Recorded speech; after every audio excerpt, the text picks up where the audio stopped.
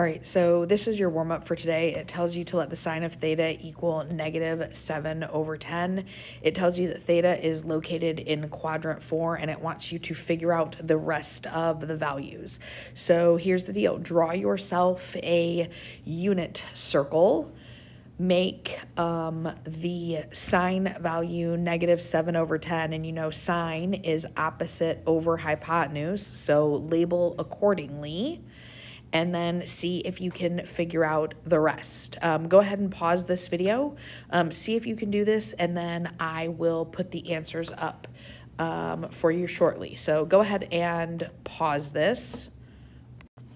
Okay, so here's what I meant by drawing yourself a unit circle and figuring out the value. You just have to use Pythagorean theorem. So if you weren't sure and now you understand what's happening, see if you can go ahead and fill out the cosine, tangent, cosecant, secant, and cotangent values of theta.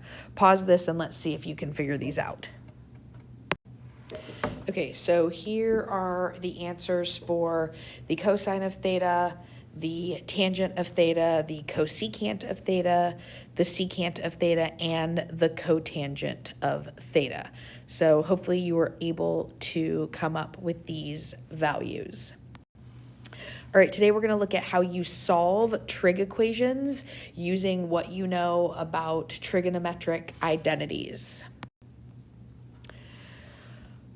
All right, so we are going to solve here. It tells you when solving more difficult trig equations, it's generally best to manipulate the equation so that there's only one trig function involved.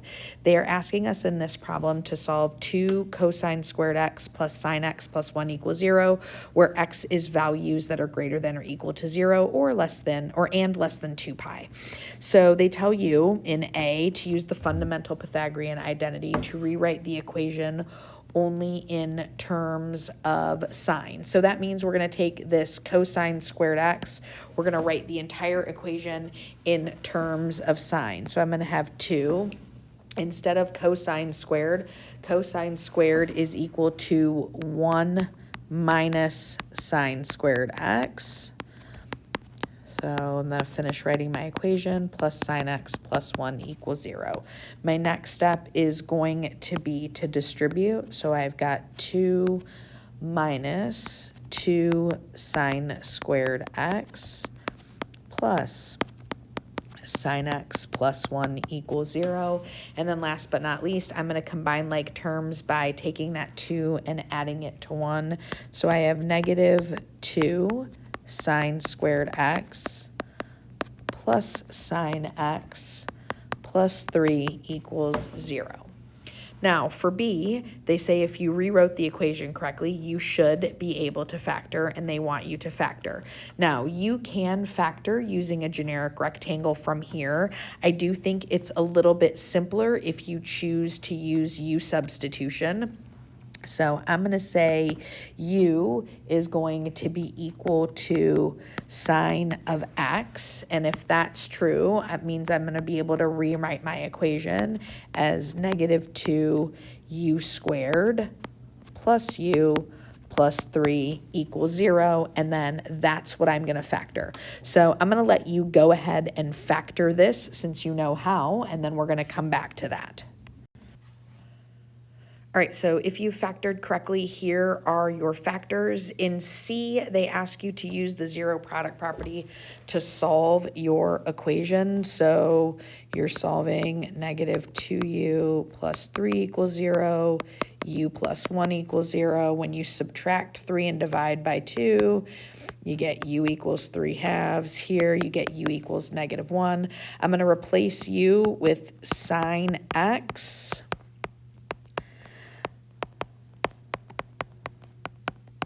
All right, so now I've used the zero product property to solve. Then in D, it tells you one of the factors in part B resulted in an impossible solution. Explain why. Well, again, we are using the unit circle. So if that is true, on the unit circle, I only have sine values that go here and here from 1 to -1. So in this scenario, sine x equals 3/2 has no solution because all values of sine x are greater than or equal to -1 and less than or equal to 1. On the other hand here, for sine x equals -1, the only place on the unit circle where sine x equals -1 is down here. That value is 3π/2. So my final answer here is x equals 3π/2.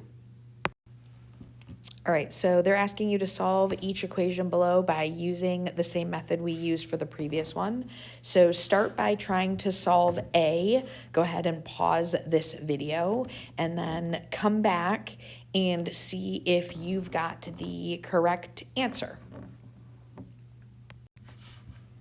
All right, if you have solved A, here's what happened. So I changed 1 minus sine squared x to cosine squared x using Pythagorean identities, subtracted 4x from both sides, and then I used u substitution to make my life a little bit easier for factoring.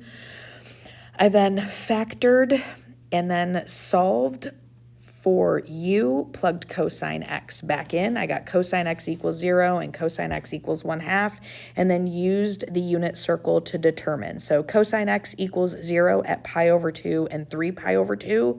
That's noted in purple.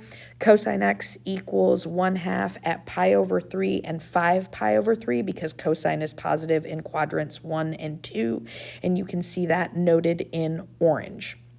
All right, from here, if you have not yet solved B, go ahead and give B a try and then come back and see if you got the correct answer.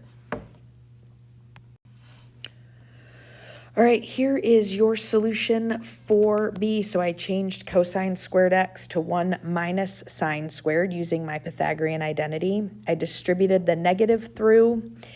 I then subtracted the 1 from both sides to get it equal to 0, used u substitution and factored. Once I found my solution for u, I plugged sine of x back in.